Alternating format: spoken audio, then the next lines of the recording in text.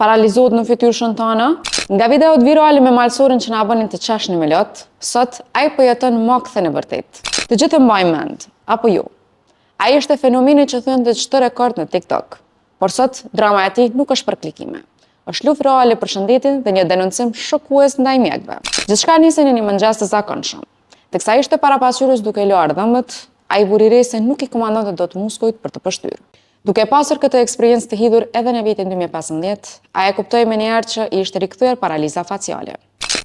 Vrapoi në spital për ndihmë, por sipas tij, aty ndodhi drama e vërtetë.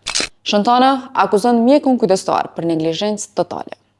Ai thotë se mjeku insistonte që nuk kishte asgjë, pavarësisht se fytyra e tij po deformohej. I revoltuar pas disa orësh shpritje, ai e hoqi vetë serumin për të ikur. Dhe pikërisht në momentin e daljes vjen deklarata që ai e quan skandaloze.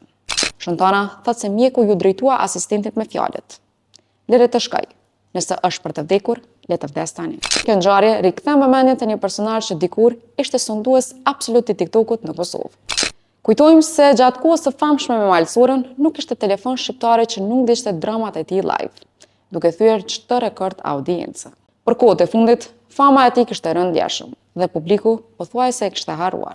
Është vërtet e trisht që emri i tij rikthehet në titujt e portaleve, jo më për humorin që bërthante mira kosovar, por për këtë fatkeqësi shëndetësore.